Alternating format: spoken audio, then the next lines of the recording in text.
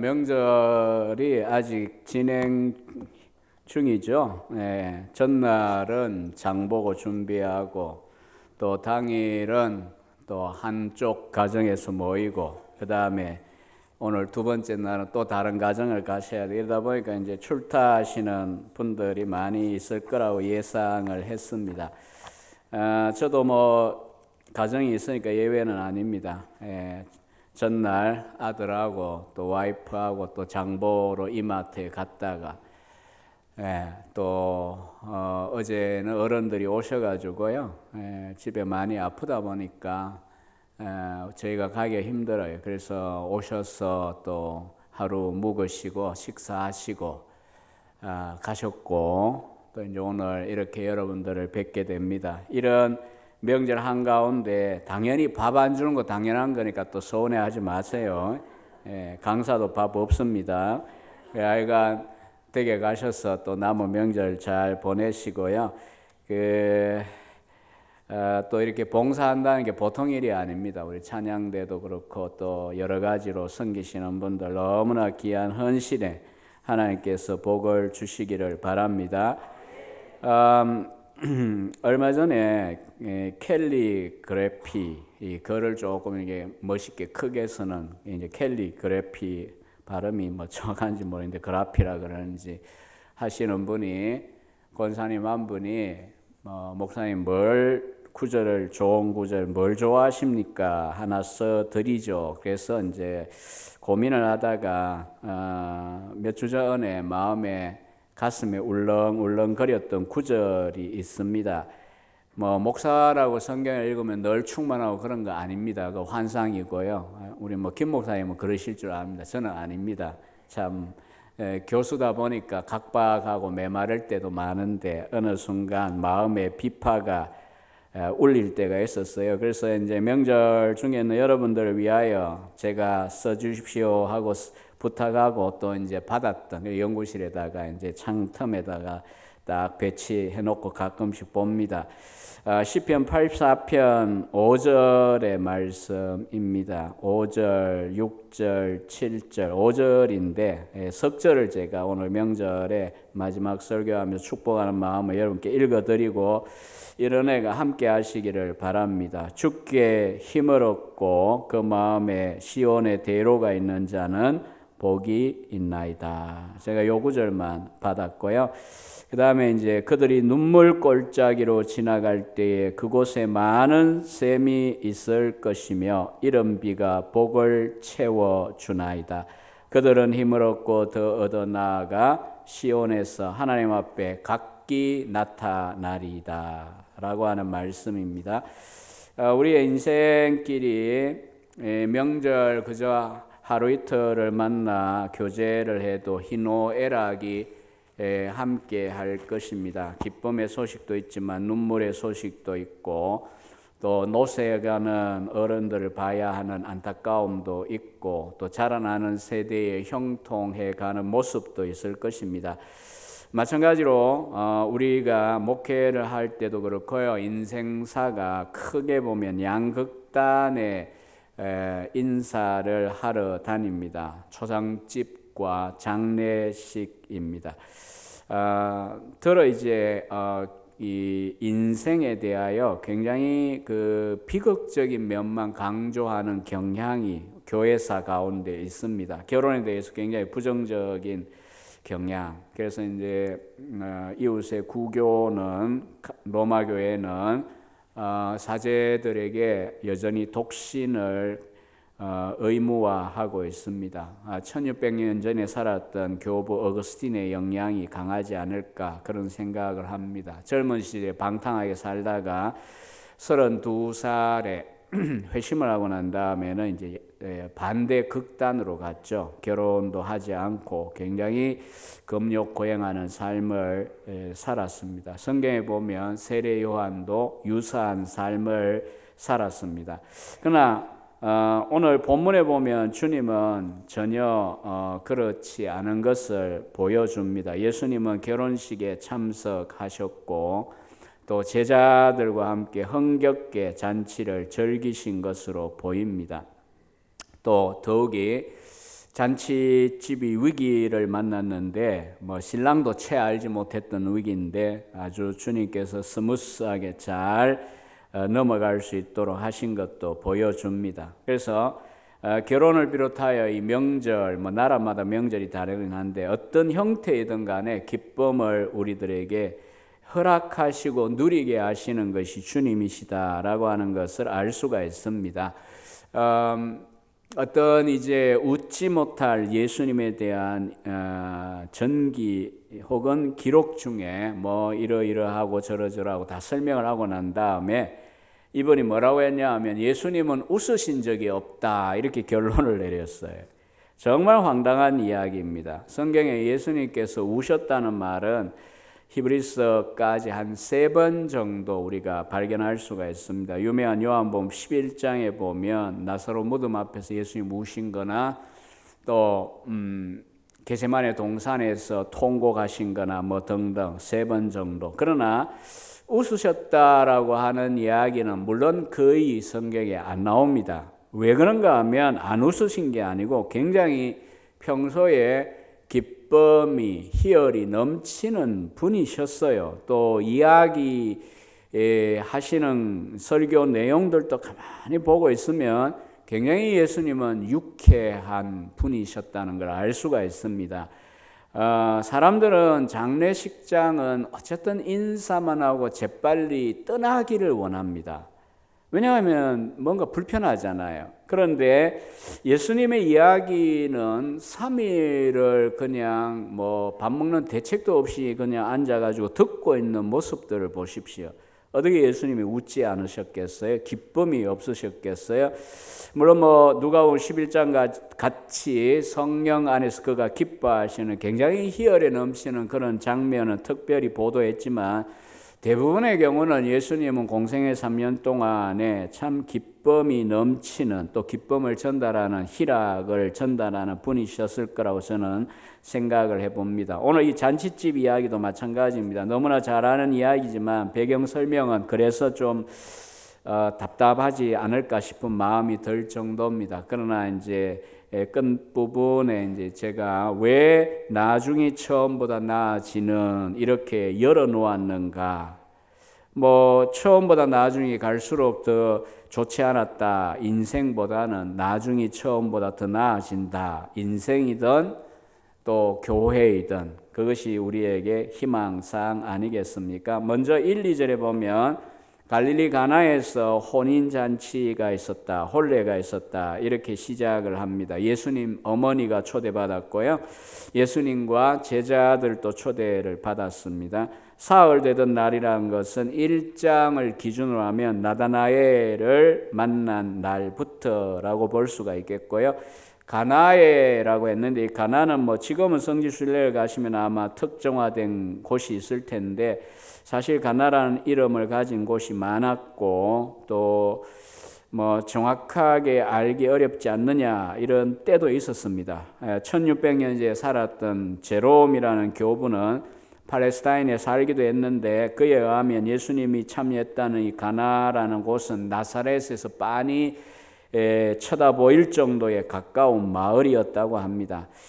이 잔치에 이제 예수님과 어머니와 제자들이 초대받은 걸 볼 때 아마 친척이 아니겠느냐 우리가 충분히 짐작을 해볼 수 있습니다. 그래서 교회 밖의 전설에 의하면 예수님의 이모였던 살로메의 아들 요한의 혼례 잔치였다라고 합니다. 정확한 것은 알 수는 없긴 해도 어쨌든 친척 정도의 잔치였을 것으로 보입니다. 유대 나라의 잔치 풍습과 우리나라의 이 결혼 잔치 풍습은 옛날 기준하면 어느 정도 유사한 면이 있습니다. 일단은 당일 잔치로 끝내지를 않습니다. 평균 7일 동안 잔치를 했습니다. 참 고생하고 수고로운 인생을 살던 이 옛 팔레스타인 사람들이 굳이 잔치를 7일씩 요즘 같으면은 바쁘기도 하고 또 여유들이 있으시다 보니 굳이 그래야 되나 생각이 드시겠지만 사실 옛날 60년대 70년대 제가 자라던 시절의 기억으로도요 며칠씩 잔치 음식을 만들어 먹고 또 친척들이 와서 묵기도 하고 살기가 참 고단하던 시절입니다. 힘들고 바쁘게 살고 굶주리고. 그러니까 이런 잔치만큼이라도 푸지게 음식을 해가지고 먹고 나눠 먹고, 우리 같으면 뭐 각설이패도 지나가다가 얻어먹고 가고 거지들도 얻어먹고 가고, 이게 원래 잔치의 흥겨움이고 또 인심이었습니다. 그러니까 이런 잔치를 하면 어쨌든 음식이 모자라지 않아야 됩니다. 풍족해야 됩니다. 근데 겨우 그냥 당일 잔치하는 어떤 집도 제가 30년 전 잊혀지지 않습니다. 잘 먹으면 기억이 별로 안 나는데 못 먹으면 기억이 납니다. 30년 전 늦게 갔더니 먹을 게 없었어요. 이렇게 잔치를 하면 욕을 먹죠. 그런데 사실 일주일씩 이렇게 잔치를 해야 되는 유대인들 입장에서는 준비하는 게 이게 참 만만치가 않습니다. 손님을 계산해야 되고, 또 특별히 음식도 음식이지만 이들은 포도주를 마십니다. 그래서 포도주도 상당히 잘 준비를 해야 됩니다. 왜냐하면 성경에는 시편 104편 15절에 보면 사람의 마음을 기쁘게 하는 포도주, 이런 표현을 쓰고요. 사사기 9장 13절에는 하나님과 사람을 기쁘게 하는 포도주라는 표현을 씁니다. 그래서 유대인들에게 있어서는 기쁨을 주고 분위기를 흥겹게 하는 이 포도주는 음료수로서 사용되고요. 중요했습니다. 특히 이제 석회질이 많은 나라의 문화에서는 이 포도주를 마실 수밖에 없습니다. 문제는 혼인잔치 중에 이 포도주가 동이 나버렸다는 것입니다. 손님이 얼마나 올지 계산이 안 맞았을 수도 있고요. 너무 형편이 가난했을 수도 있습니다. 아니면은 손님들이 너무 많이 초장에 마셔가지고 이런 사태가 벌어졌을 수도 있습니다.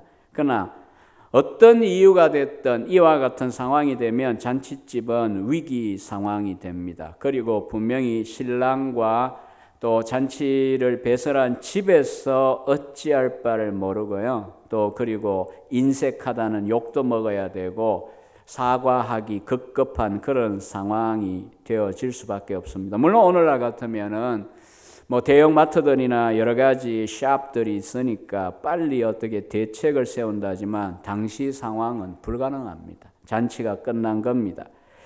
이렇게 당황스러울 수밖에 없는 상황인데 이것을 간파한 걸 보니까 마리아가 친척이긴 친척인 것 같습니다. 3절에 보면 예수님께 와서 저들에게 포도주가 떨어졌다, 포도주가 없다, 이렇게 이제 말을 합니다. 여러분이 3절, 4절 말씀을 잘 읽어야 됩니다. 더러 이제 어머니들은 이 아들들에게 기대가 많은데 아들들이 좀 나이가 먹을수록 좀 무뚝뚝해지다 보니까 뭐 저도 마찬가지지만 상당히 대화의 어려움이 있을 수 있고 상처 아닌 상처를 받는 것 같아요. 자, 어머니의 말은 지금 어떤 의미입니까? 포도주가 없다. 이 잔치에 있어서 음식이 떨어진다는 건 제가 설명드린 것처럼 엄청난 위기를 불러오는데, 파장을 불러오는데, 이거 어떡하냐? 안타까운 그냥 심정을 그저 전달한 것일까요? 그럼 뭐 예수님께서 그냥 아이고 큰일이겠네요 이러고 말면 되잖아요. 근데 4절에 보면 예수님의 반응이 굉장히 퉁명스럽습니다. 일단은 여자요. 여기 저 아들이 아무리 속상하게 하지만 아들이 여성도님들께 여자여 한 적 있습니까? 뺨 맞을 일이죠. 예수님은 이상하게 그렇게 말씀해요. 퉁명스럽게. 또 요한복음 19장 26절에도 보면 십자가에 매달려 있으면서 요한을 가리키며 마리아에게 이 말을 했어요. 여자여 보소서 아들입니다. 이 귀나이라고 하는 헬라어 호칭은요, 우리 말로 이렇게 번역해 놓으면 진짜 쌍스럽고 말도 안 되겠지만 사실 영어로도 번역이 안 된다고 합니다. 레이디 뭐 이런 정도 해놔도 누가 어머니에게 아들이 그렇게 표현하느냐? 우리는 고대의 이 표현을 우리는 이해할 수는 없습니다. 그러나 이제 최소한 지금 무례하게 예수님이 어머니에게 말한다라고 보기는 어렵고요. 다만 자기는 지금 육신의 아들인 예수님으로 마리아가 다가와서 얘야 이 상황이 이렇게 어려운데 너 어떻게 좀 해라 라고 하는 요청인데 예수님은 여자여라고 이렇게 표현을 할 때는요, 하나님의 아들로서 이 공적인 관계로서 지금 이제 선을 끊는 거라고 보시면 그래도 정확할 겁니다. 여자여, 내 때가 아직 이르지 않았습니다. 고난과 영광에 이르는 때를 이야기하죠. 또 혹은 좀 더 이제 깊이 생각하면요, 구약과 연관해서 보면 지금 포도주가 떨어졌다. 굉장히 지금 분위기도 분위기지만은 삶, 인생이라고 하는 것이 굉장히 궁핍하고 가난한 이와 같은 모자람, 결핍투성이의 인생의 상황을 가리킨다면 때라고 언급하실 때에 메시아의 이 영광을 받으시는 이와 같은 때라고 하는 건요, 구약은 어떻게 표현을 구약식으로 얘기하냐 하면요, 포도주가 넘치는 산이 젖과 꿀을 흘러내리는 것과 같은 축복의 시대입니다. 그러니까 메시아이신 그리스도가 자기의 때가 되면 바로 그와 같은 영광을 실현하실 거라고 하는 기대를 은연중에 하고 있는 것이 아닐까라고 우리는 마리아의 신앙에 대해 생각을 할 수 있긴 합니다. 그러나 어쨌든 예수님은 내 때가 아니라고 이야기하면서 심지어는 뭐라고 이야기하냐면 4절 보면요, 내 때가 아직 이르지 않았으니 나와 무슨 상관이 있습니까? 라고 이제 요청을 사실 거절을 하셨습니다. 그냥 포도주가 떨어졌다면 참 안타깝네요 하고 우리 같은 대화 같으면 부모와 자녀의 대화라는 게 그렇게 끝났을 텐데, 마리아는 그냥 어머니로서 그냥 포도주가 없네 이렇게 이제 이야기한 것처럼 보이는데, 아들은 굉장히 퉁명스럽게 여자여 나와 무슨 상관이 있습니까? 내 때가 아직 이르지 않았습니다. 차원이 다른 지금 대답을 한 것처럼 사실 보입니다. 그러나 우리는 마리아가 지금 단순히 육신의 아들로서 예수님을 대한 게 아니라 인간적으로 지금 대안이 없는 이와 같은 집의 이 상황에서 예수님이 뭔가 나서서 대책을 세울 수 있지 않을까라고 하는 기대를 가지고 일종의 오늘 우리 식으로 이야기한다면은 중보적인 기도를 한 거로 볼 수가 있어요. 그래서 로마 가톨릭 교회는 마리아를 굉장히 높이 존경을 해서 상경이라, 이 숭배라는 단어를 쓰면 그들은 굉장히 싫어합니다. 그러나 어쨌든 상경이라고 하는데 사실 실제로 보면 예수님 곁에 거의 성부성전 성령 곁에 있어요. 로마교회 문헌을 제가 연구를 한참 한 적이 있는데, 그러면서 이제 심지어 그런 말을 합니다. 성도들이, 성자들이, 베드로니 이런 성자들이 수천 수만이 아무리 탄식하고 기도해봐야 그것도 효과 있다 그러잖아요, 그 동네에서는. 그러나 그거보다도 어머니 마리아의 탄식 소리 하나만 못하다, 이렇게까지 마리아에 대하여 굉장히 높여놓습니다. 그래서 오늘 이 본문도 굉장히 그런 의미에서 인용을 하면서, 자, 마리아가 이 상황에서 자기 아들에게 이렇게 부탁하지 않느냐, 기도하지 않느냐라고 이렇게 이야기를 합니다. 그러나 우리는 이제 그렇게 지나친 마리아론에 대해 반대합니다. 물론 지나치게 마리아를 업수히 여기는 것도 잘못입니다. 여러분, 사실 순교자들 귀하지만은 저는 그렇게 결국은 이제 연구의 결론을 내린 적이 있습니다. 결론 중에 하나예요. 마리아만큼의 헌신 아닙니다, 순교자들. 왜냐하면 순교자들은요, 수도 없이 많은 사람들이 죽지만 그거는 길을 이미 내고 간 길입니다. 그러나 마리아는 역사상 유례가 없는 딱 한 번의 헌신이에요. 여러분, 저는 남자지만 이 상황을 쉽게 전혀 생각 안 합니다. 왜냐하면 남자를 알지 못한 여인이 하나님의 아들을 잉태하고 인성을 주기 위하여서 이제 헌신을 해야 되는 상황입니다. 누가복음 1장, 2장을 보시면은. 그런데 그게 어떻게 쉬운 헌신입니까? 그런 점에서 우리는 마리아의 신앙을 가벼이 여겨서는 안 됩니다. 정말 멋진 신앙의 본입니다. 우리가 본받아야 될. 그러나 마리아가 우리의 중보자인 건 아닙니다. 어쨌든 중요한 것은요, 이렇게 거절하는데도 불구하고 마리아의 태도를, 자세를, 다음 단계를 보세요. 5절에 보면은 어머니가 하인들에게 말합니다. 너희에게 이분이, 예수가 무슨 말을 하시든지 그대로 순종해라. 이걸 보면 그냥 마리아가 단순히 얘야 포도주가 떨어졌네 이렇게 말한 거 아니라는 거 우리가 알 수가 있죠. 네가 나서가 도와줘야 된다라고 하는 거고, 거절하는데도 불구하고 마리아는 오히려 하인들에게 자, 이제 이분이 뭐라고 하든지 간에 순종해봐라, 이렇게까지 말을 해버립니다.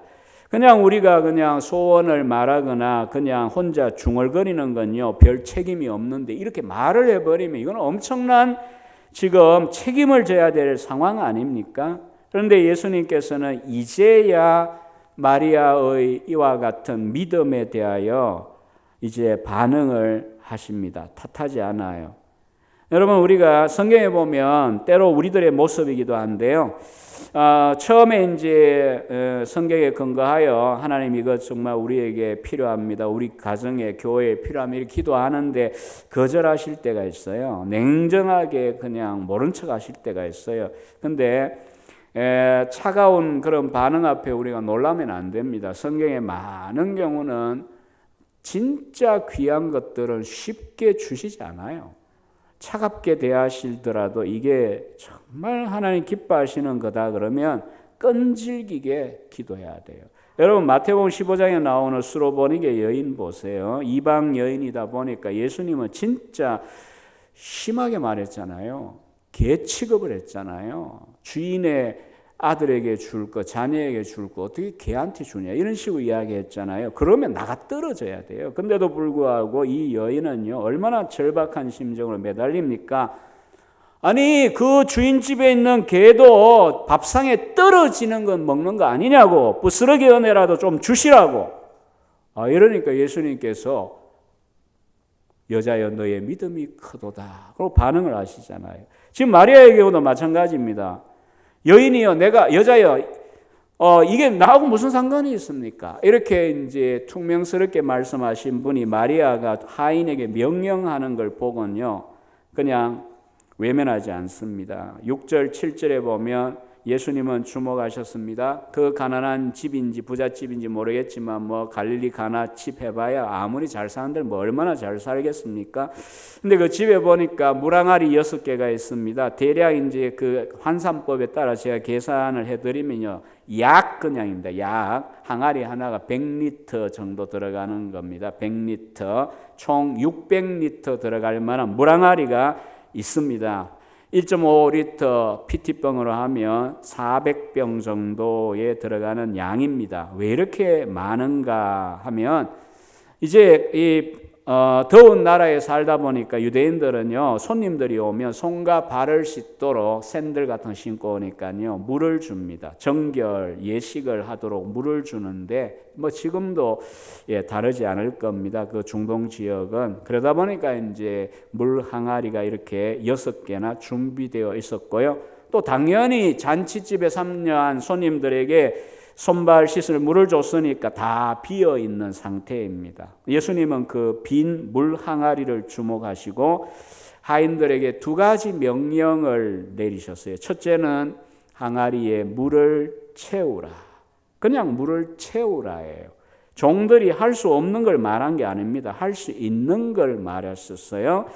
근데 이 종들은 그냥 뭐 수도 꼭지 털고 그 다음에 이제 줄 연결해가 물 갖다 부으면 되는 거면 쉽잖아요. 뭐 아시듯이 몇십 년 전만 해도 상수도 들어오기 전에 시골 살아보신 분들 알지만 나가야 됩니다. 항아리 짊어지고 작은 항아리 물동이 들고 가가지고 우물가에 가서 물을 길어와서 갖다 부어야, 채워야 됩니다.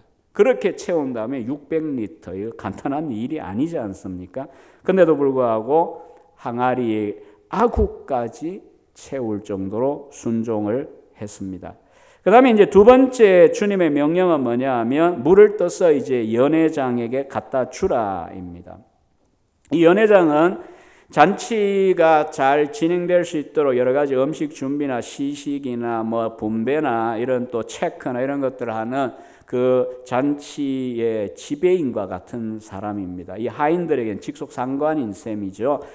그런데 지금 예수님의 명령은 이제 2번째 명령은 또 더 심각합니다. 물을 뜨다가 그냥 갖다 주면 무슨 욕을 먹습니까? 포도주를 달라고 하는데 지금 물을 떠다 주라고 이야기를 합니다.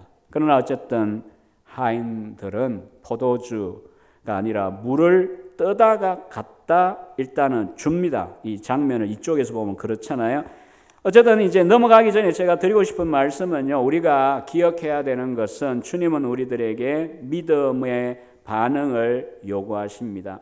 여러분이나 저나 명절이고 뭐고 인생을 살면서 경험해보면 알지만 자녀들이 꼭 필요한 건 자녀가 인식하든 요구하든 말든 우리가 줍니다. 생존의 은혜는 베풉니다. 그러나 때로는 우리가 속이 상한 이유 중에 하나는요, 늘 베풀다 보면 이게 은혜 중독적에 걸려가 당연한 건 줄 압니다.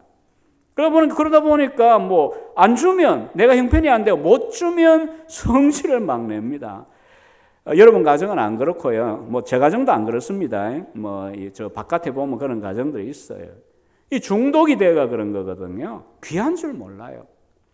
그러나 이제 정말 수고하고 애쓰고 힘쓰고 진짜 내게 필요하다 절박한 상황 가운데 어렵게 얻으면요, 우리 젊은 세대들도요 하찮게 안 여깁니다. 귀하게 여깁니다. 주님과 우리의 관계도 마찬가지입니다. 그냥 우리 가만히 있어도 생존의 은혜를 주십니다. 안 죽습니다. 다시 말하면 뭐 죽을 때 되면 죽지만은 그 전까지는 살도록 다 주세요. 그러나 진짜 중요한 성경, 오늘 찬송 앞에 찬송 부르셨잖아요. 주님의 그 거룩하시고 신실하시며 약속한 그 모든 약속 허투루 안 하셨어요. 근데 그걸 믿고 간구하고 사모하여 얻는 경우와 그냥 받는 경우, 우리도 은혜 중독자이기가 쉬워요. 당연하게 여깁니다. 그러나 정말 우리가 애달프게 간구하고 구하고 사모하다가 얻으면 진짜 귀합니다. 진짜 은혜다는 것을 우리가 인정할 수밖에 없어요. 그래서 성경은 우리의 어떤 무슨 뭐 그런 것이 주님께 뭐가 되어서는 전혀 아니지만 이런 면에서 우리들에게 믿음을 원하시고 순종을 원하실 때가 많습니다. 여러분 그 나사로 무덤 앞에서 그냥 나사로야 나오너라 외치면 되는데 왜 돌을 치우라 이렇게 명령을 하십니까? 사람의 할 수 있는 일, 믿음의 참여를 요구하시는 거잖아요. 오늘 여기서도 마찬가지입니다. 그냥 뭐 뭐든지 물항아리에 포도주가 가득 찰지어다 이러면 되는데 물항아리에 물을 채우라. 그 다음에 두 번째는 이제 포도주니까 포도주 갖다 줘라. 이렇게가 아니라 연회장에 그 물을 떠서 갖다 주어라. 이렇게 이제 명령을 하시잖아요. 믿음과 순종을 요구합니다. 오늘 마지막 장면을 보면 연회장은 떠온 물이라고 이제 생각하고 받은 거 아니죠. 그냥 뭐 자기는 모르니까요. 그냥 먹어보니 포도주였고요. 그 다음에 연회장은 물로 된 포도주가 어디서 났는지를 알지를 못하고 순종했던 하인들은 압니다. 어떻게 저게 포도주가 되어 있을까? 더구나 10절 말씀 우리 오늘 중요한 말씀인데요. 다 같이 한번 사모하는 심정을 같이 한번 읽어봅시다. 10절 시작. 말하되 사람마다 낮은 것을 내거늘 그대는 지금까지 좋은 포도주를 두었도다.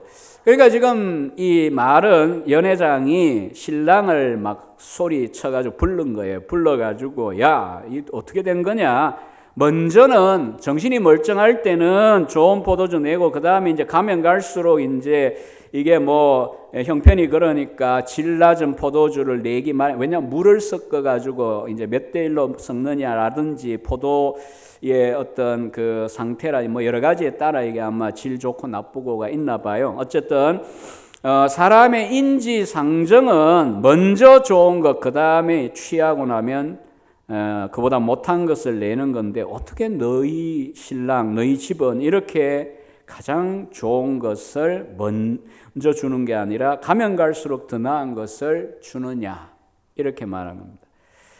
저는 뭐 이게 교회에서 자라다 보니까 어릴 때부터 모태 출석교인으로 50년 이상 자라다 보니까 이 술집 문화를 제가 모르는데 뭐 이야기 들었습니다. 이 맨정신일 때는 뭐 이게 강남에도 좋은 술을 주지만은 취하고 나면 어떤 이제 직원이 장난을 치는 경우가 있다 그래요. 빈 병에다가 물 담아가지고 갖다 줘도 술이라고 마시고 몇십만 원 또 낸다. 모르겠습니다. 여기까지. 그러니까 그때나 지금이나 사람의 하는 일이 비슷하다는 거 아닙니까? 처음에는 좋은 거, 그 다음에 술 취하고 나면 더 나쁜 거. 여러분이 지금 포도주 마시자 이 적용하려는 거 아닙니다. 우리나라하고 그 나라하고 다릅니다.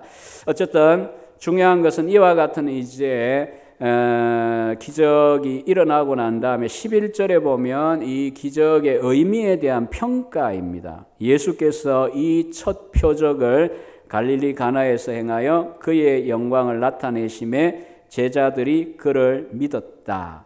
여러분, 물이 변하여 포도주가 되었다는 우리가 너무나 잘 아는 사건이고, 우리 유치부 정도만 돼도 예수님이 말씀하시니 물이 변하여 포도주 됐네. 제가 지금 읊었지만 이거 노래입니다. 지금 이런 노래 해가지고 막 어릴 때부터 다 알아요. 참 귀한 일입니다. 어릴 때 너무 뽀로로 대통령 신뢰하게 하면 안 돼요. 그 유치부 영화부일 때도요. 예수님이 말씀하시니 물이 변하여 포도주 됐네. 원래 이래 못 부르는 건 아닌데 이제 하다 보니까 이래요. 이런 노래들 배우고 나는 구원 열차 올라타고서 하늘나라 가지요 빵빵 이러고 이런 노래들 많이 배우고 성경 말씀 외우게 하고 뽀로로는 간식으로 그냥 주시고 너무 이 나라 뽀로로를 좋아한다는 이야기를 듣고 나는데 어쨌든 우리가 참 귀한 일입니다. 근데 아이들 때에는 이 내용을 전달하기 어렵죠. 예수님의 이 사건은 표적입니다. 그리고 결과가 뭐냐 하면요. 그리스도가 자기의 영광을 나타내신 거고요. 제자들이 그래서 그리스도를 믿게 되었다입니다. 오늘 저와 여러분들에게 있어서 물이 변하여 포도주가 되었다. 그냥 지나가는 이야기일 뿐입니다. 도대체 이 표적이란 말은 단순히 어떤 사건 자체가 신기하고 스펙터클하고 놀랍다, 그리고 놀라움을 줬다 이러고 지나가는 게 표적의 의미는 아닙니다. 영어 번역은 사인으로 번역할 수 있는 세메이아라는 단어는요, 일어난 그 사건은 일종의 손가락입니다. 그래서 무엇을 가르쳐서 실체가 무엇이냐 가르쳐지는 실체가 따로 있어요.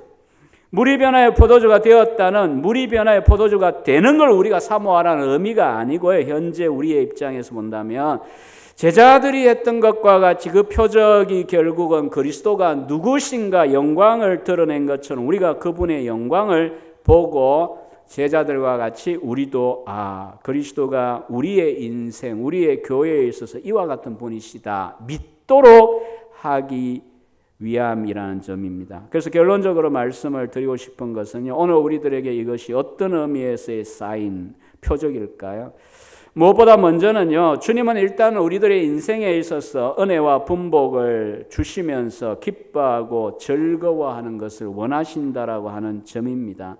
우리가 살면서 우리에게 죄를 죽이라 하고 우리의 못된 자아를 죽이라고 하는 것이지, 금욕 고행을 하고 수도원 운동을 하고 결혼도 하지 말고 먹지도 말고 잔치도 하지 말라고 말씀하신 분이 아닙니다. 저는 디모데전서 4장에 있는 말씀이 오히려 때로는 2000년의 교회사를 생각하면 참 다가옵니다.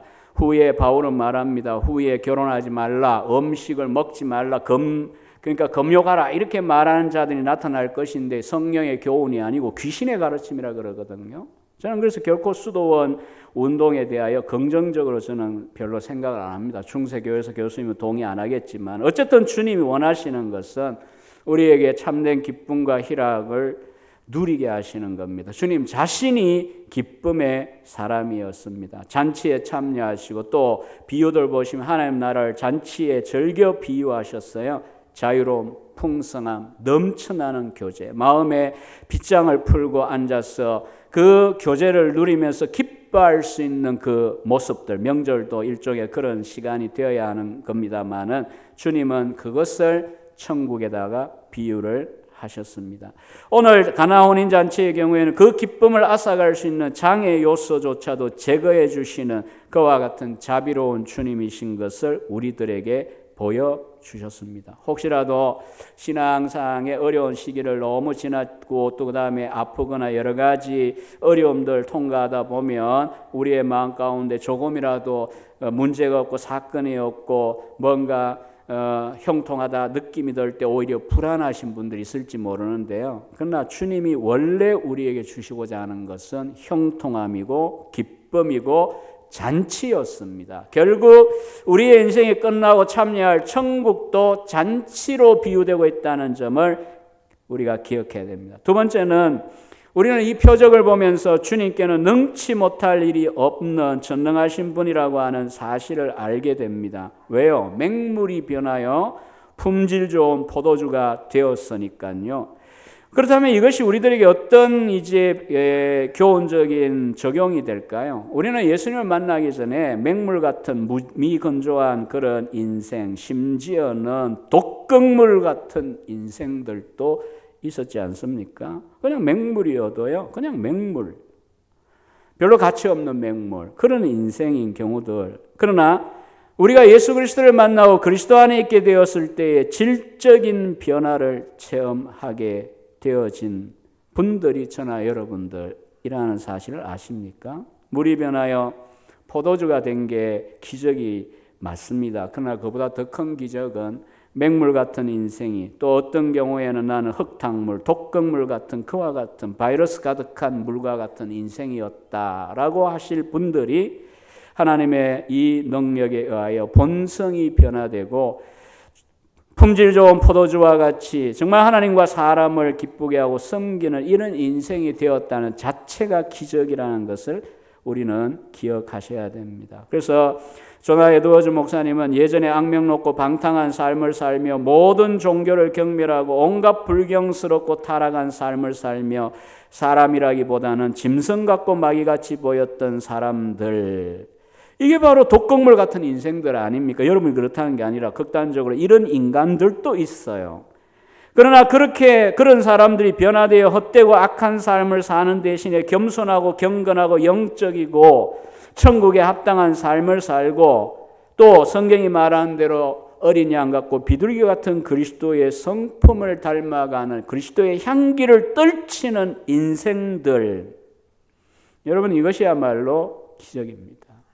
우리가 교회 다니면서 많은 은혜와 분복을 누리지만 무엇보다 저와 여러분 자신이 바뀌고 본질의 변화가 일어나는 것이 복이라는 사실을 기억하십시다. 마지막 말씀입니다. 연회장에 한 이 말을 보시고요. 오늘 제목입니다. 처음에 내놓은 포도주보다 나중에 내놓은 것이 더 품질이 좋다. 우리의 인생은 마치 껌과 비슷하지 않는가라는 생각이 들 때가 있습니다. 처음에는 딱딱하고 또 씹으면 답니다. 단물이 있습니다. 가면 갈수록 단물이 빠지고 무미건조해지죠. 인간관계도 마찬가지고 우리의 인생에 누리는 분복들도 마찬가지입니다. 가면 갈수록 시들시들해지고 재미없어지고 인간관계도 남모를 관계가 되어버리고 남의 편이 되고 내 편이 아니고 뭐 등등 이런 식으로 되어가는 경우들이 많이 있습니다.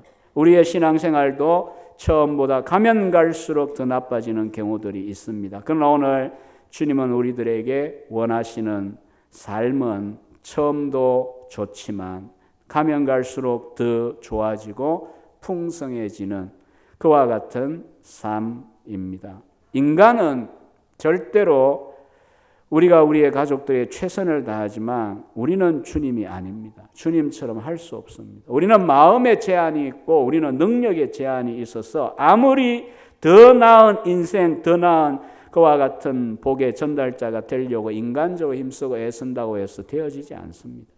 주님만이 오늘 우리들에게 처음보다 나중에 나아지고 또한 넘치도록 채워주시는 은혜의 시여자가 되신다고 오늘 말씀하고 있습니다.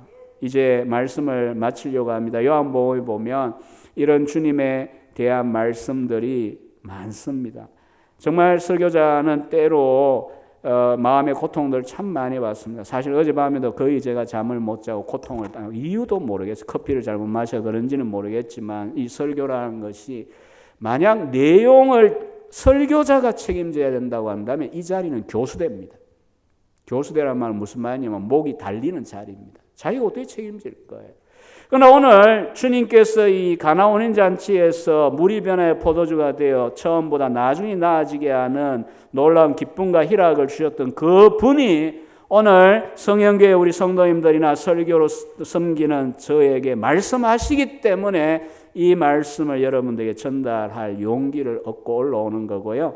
바로 그분이 뭐라고 하는가 마지막 주목하고 마치려고 합니다. 1장 16절에 보면 우리가 그리스도의 충만한 데서 받으니 무엇을 받느냐? 은혜 위에 은혜를 받습니다. 4장 13, 14절에는 세상의 우물가에서 수가성 여인에게 한 말입니다. 이 물 마시는 자는 다시 목마를 거지만 내가 주는 물을 마시는 자 영원히 목마르지 아니하리니 그 물은 그 사람 속에서 영생하도록 솟아나는 샘물이 될 것이다. 혹은 7장에서는 성경에 이른과 같이 그 배에서 생수의 강이 흘러날 것이라고 합니다. 10장 10절 마지막 인용입니다. 도둑은 도둑질하고 죽이고 멸망시키려는 것뿐이지만 그리스도가 이 땅에 오신 것은 양으로 생명을 얻게 하고 더 풍성히 얻게 하려는 데 있다는 것입니다. 오늘 우리의 상황이 어떠하든 저와 여러분의 느낌이 어떠하든 다 접어놓으시고요. 마리아처럼 또 혹은 순종했던 그 하인들과 같이 이 주님 우리는 더 잘 알고 그 주님을 바라볼 수 있지 않습니까? 오늘 말씀이 우리에게 교훈하는 대로 이 말씀 가운데 드러나는 그리스도의 영광, 그가 누구신가, 어떤 분이신가, 우리를 향하여 뭘 주시고자 하시는가에 대한 이와 같은 계시에 의지하여 그분을 바라보시고 주님 내 인생 가운데 부정적인 것, 또 고통하게 하는 것, 여러 가지 힘들고 어려운 것들 제하시고 나로 하여금 기쁨의 사람이 되고 희락의 사람이 되고 기쁨을 전달하는 사람들이 되게 하여 주시고 이전도 좋았지만 지금이 낫고 내일이 더 나은 인생이 되게 해달라고 기도하시고요. 성현교회도 지난 40년의 크신 은혜가 있지만 또 미래를 바라보면서 50년, 100년을 바라볼 때에 나중에 더 영광스러운 이 교회로 하나님이 세워주시기를 기도하시는 여러분들이 되시기를 축원합니다. 기도하겠습니다. 하나님 아버지 감사합니다. 복되고 귀한 날 이렇게 불러주시고 함께 예배하며 우리가 잘 아는 본문을 주목했습니다. 그러나 그 속에 드러난 주님의 영광을 우리가 함께 보고 이 주님을 믿고 순종하여 우리의 인생 가운데도 주님 주시는 기쁨과 평강이 강수처럼 흘러 넘치게 하시고 좋았으나 오늘의 또 넘치고 내일의 또